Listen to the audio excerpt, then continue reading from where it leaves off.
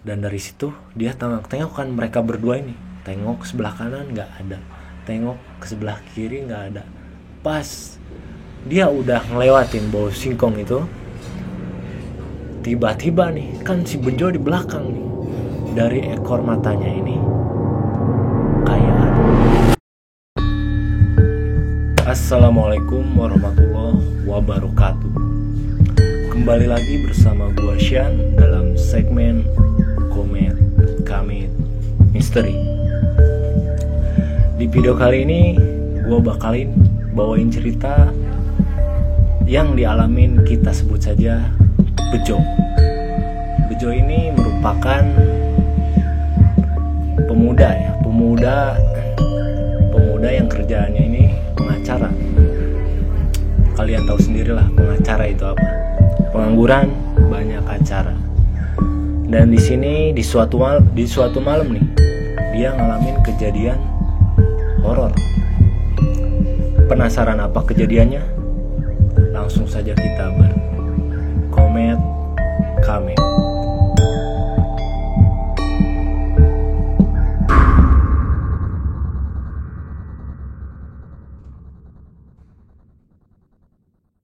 Kejadiannya sekitar bulan lalu,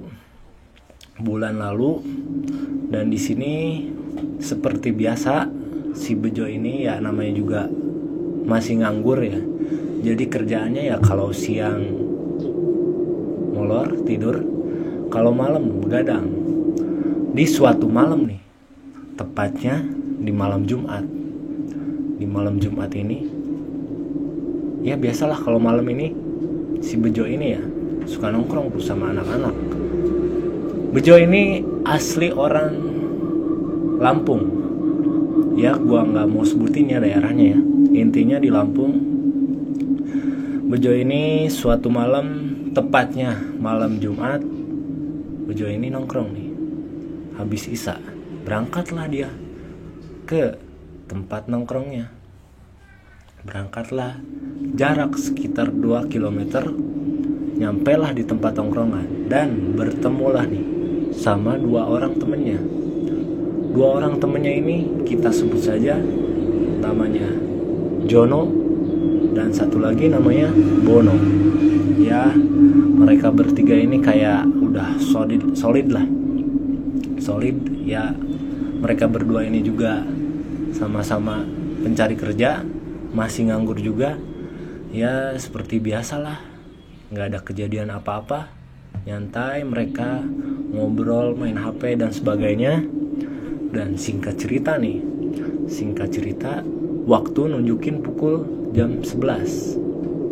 Jam 11 tiba-tiba si Bejo ini kan punya gitar. Dan di tempat nongkrongnya itu nggak ada gitar. Dan di situ dia minta anterin lah ke si Bono ini. Bono, anterin saya yuk ambil gitar. Ya udah ayo. Dan sebelum mereka bergas ke rumahnya si Bejo ini, si Jono pamit duluan untuk ke warung. Ke warung ini untuk beli rokok karena rokoknya habis ya, dan cemilan-cemilan yang lain dan sebagainya. Dan beranjak pamitlah si Jono ini duluan. Dan selang berapa waktu si Bejo sama Bono ini langsung ngambil gitarnya di rumah Bejo. Langsunglah mereka berdua ini pulang ke rumah Bejo. Bejo turun dari motor. Bejo masuk rumah. Posisi rumah Bejo ini ada, kamar Bejo ini ada di depan. Kamar depan lah. Dia masuk, Bejo ini ke dalam. Masuk ke dalam, ambillah gitar itu. Dan gak lama kemudian terdengar nih suara motor. Kayak gak asing kan motornya.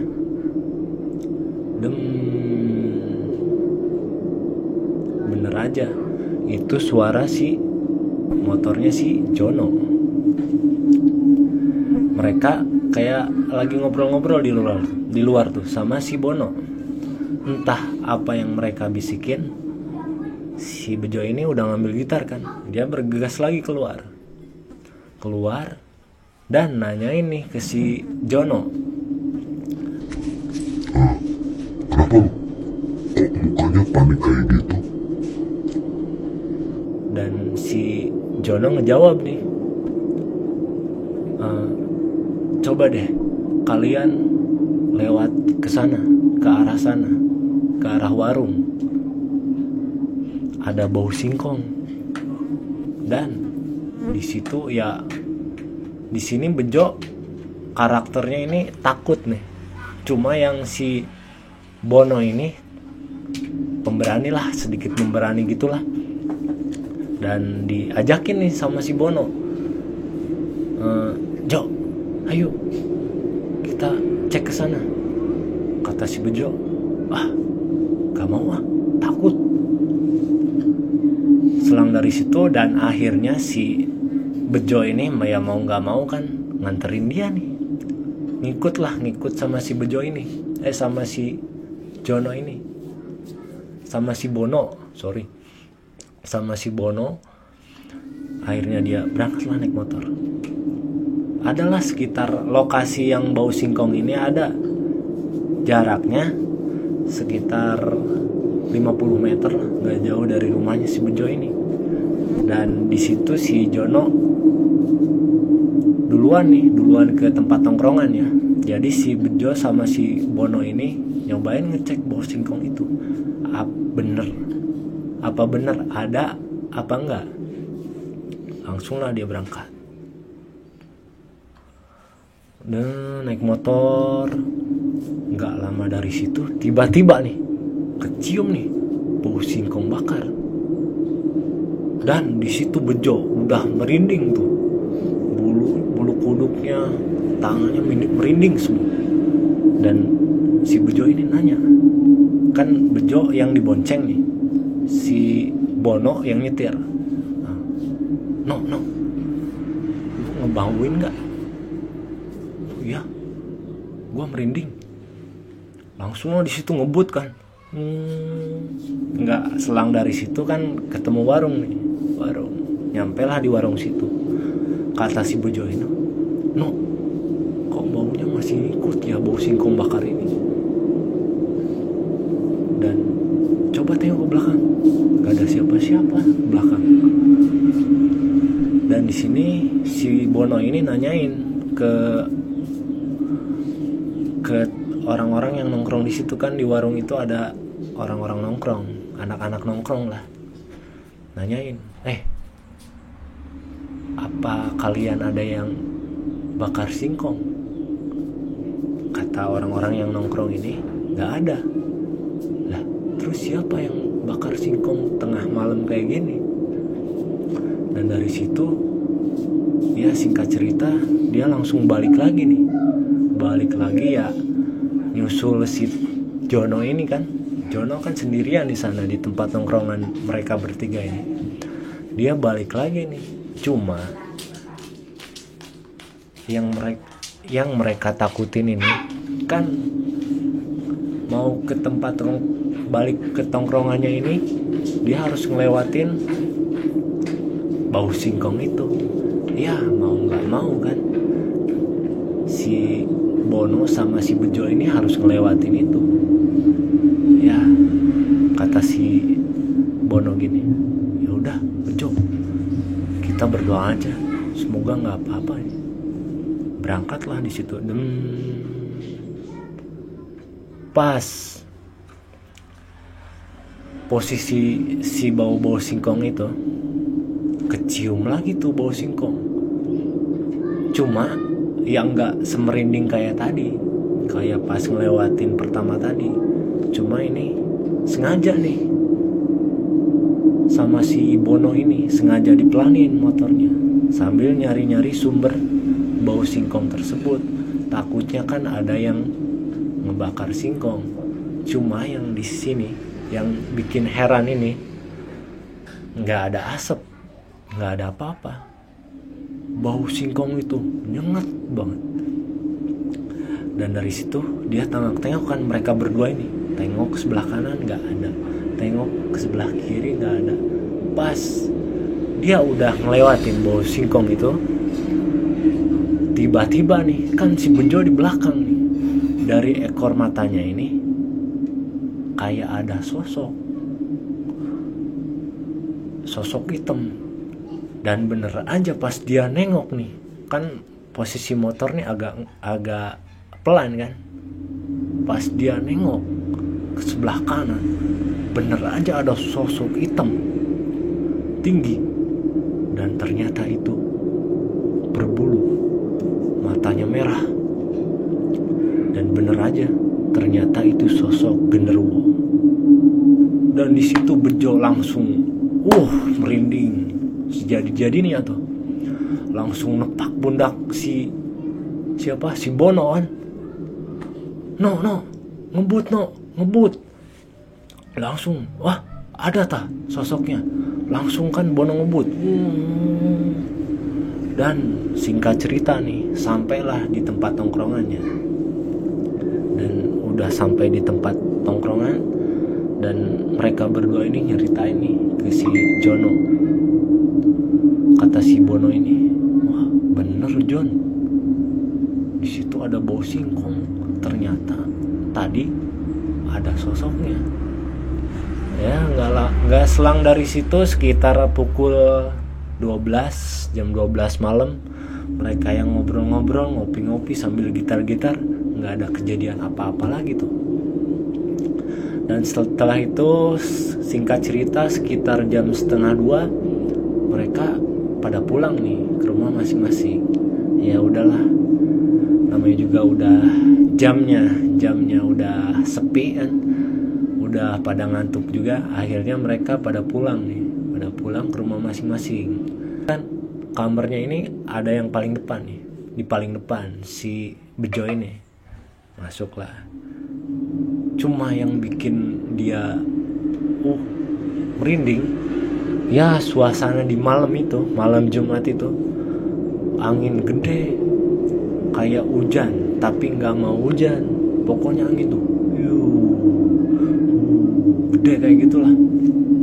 Dia kan ya kalau dari mana-mana kita kan nggak enak kalau nggak cuci muka atau kencing dulu kan.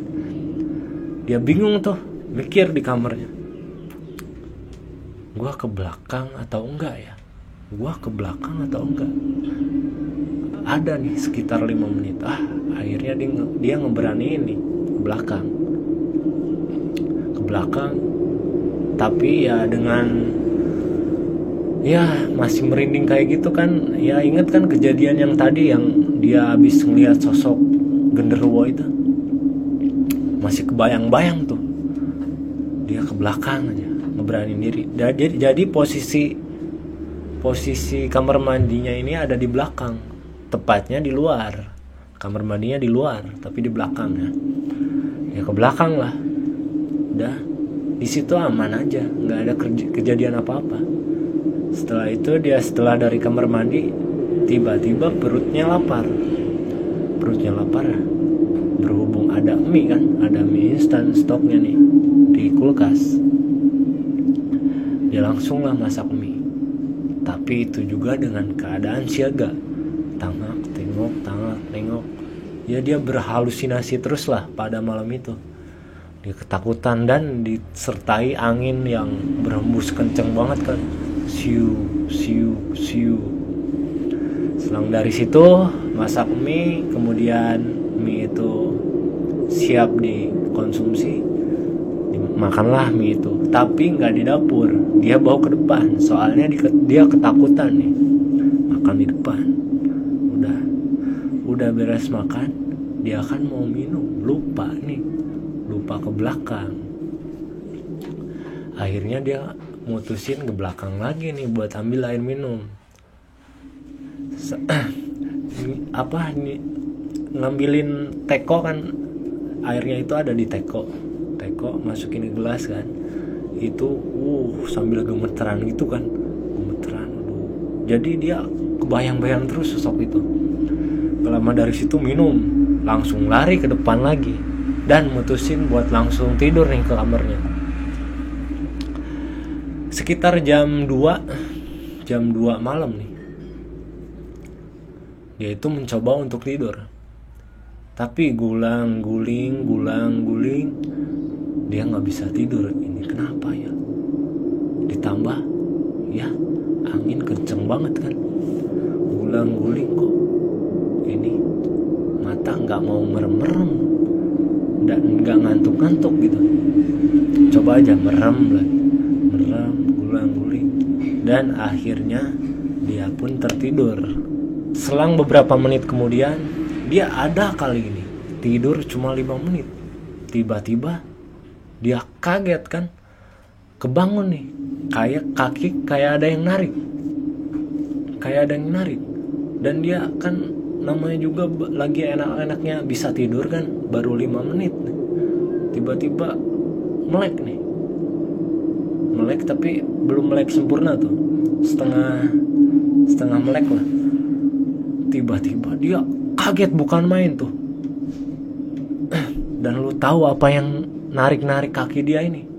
Ternyata itu sosok hitam. Dan bener aja, sosok yang tadi pas kejadian tadi tuh, sosok hitam itu ternyata ngikutin. Dan yang bikin takutnya lagi, ini udah main fisik. Sosok itu narik kaki Bejo nih, dan sontaklah Bejo ketakutan, dan dia teriak-teriak sambil berkata-kata kotor lah. Di situ dia nggak baca ayat-ayat Al-Quran, cuma ngata-ngata kotor gitulah. Oh, apaan ini? Kenapa lu gangguin gua? Cuma yang bikin herannya ini, si Bejo kan teriak-teriak, tapi anggota keluarga yang lain nggak ada yang dengar. Ada kali 5 menit dia teriak-teriak, cuma si sosok itu juga nggak hilang-hilang. Yang tambah bikin seremnya lagi, itu sosok jelas banget mukanya, serba hitam lah pokoknya, dan berbulu, matanya merah. Ya bener aja itu sosok genderuwo kan. Dari situ dia nyobain lah buat lepas dari cengkraman si genderuwo itu. Cuma setelah itu dia kan sempet nih baca ayat kursi. Setelah baca ayat kursi itu, langsunglah tiba-tiba sosok itu hilang, dan anggota keluarga ini masuklah ke kamar ini. Ya mungkin ini ngedenger si Bejo teriak-teriak. Ditanyain lah sama bapaknya ini. Ya pokoknya kan gue jelasin dulu ya. Ini anggota keluarga si Bejo ini ada bapaknya, ada emaknya, dan satu lagi adik kecilnya sekitar kelas 6 SD lah. Dan di situ akhirnya si Bejo ini nyeritain kejadian yang sebenarnya. Dan di situ langsung si ibunya Bejo ini ngambilin air minum dan dibacain lah doa-doa sebisa mungkin, dan diminumin ke Bejo biar tenang. Ya selang dari situ kondisi aman nih di rumah. Si Bejo ini bangun jam 8, tapi kok pas bangun ini kakinya kayak berat gitu, nggak bisa jalan, nggak bisa bangun lah. Oke, bangun mah bisa ya, buat duduk bisa, cuma pas mau berdiri nih kok kayak berat banget gitu. Dan dia langsung teriak-teriak lah. Kali kan ya orang tuanya masih ada di sekitar rumah, teriak-teriak lah, Pak, Bu. Dan ternyata yang nyamperin ke kamarnya itu ternyata ibunya ini bilang, kenapa kamu nak? Entah Bu, kaki saya ini berat. Singkat cerita, datanglah bapaknya Bejo ini. Kenapa kamu Jo? Kamu masih berat ya? Ya udah, nanti bapak panggilin Ustadz ya. ustadz terdekat di sini. Kak cerita Pak Ustadz ini datang. Pak Ustadz ini datang, kemudian dia nanyain lah ke Bejo, kenapa kronologinya dan gimana tuh kejadiannya. Langsung si Bejo ini ngejelasin ke Pak Ustadz ini. Dan gak lama dari situ Pak Ustadz ini nyuruh ibunya Bejo buat siapin botol aqua yang masih bersegel gitulah. Dan selang dari situ ibunya Bejo ini langsung nyari buat aqua, dan udah dapet aquanya. Pak Ustadz ini ya ngebuka botol minum itu dan ngedoain lah, jampi-jampi dan sebagainya. Dan akhirnya selang dari situ, setelah dibaca-bacain itu, diminumin lah sama Bejo. Dan yang bikin herannya, selang dari habis minum air itu, tiba-tiba Bejo ini sembuh nih kakinya, bisa jalan lagi. Oke guys, jadi itu ceritanya. Gimana? Serem gak? Oke, sekian video dari Komet Kamit. Dan masalah ngikutin munculnya sosok genderuwo ini, kita nggak tahu juga ya, karena si yang nyeritain nggak begitu detail nih kelanjutannya gimana. Oke, jadi sekian video dari Komet Kamit. Sampai jumpa di video selanjutnya. Salam Komet Kamit.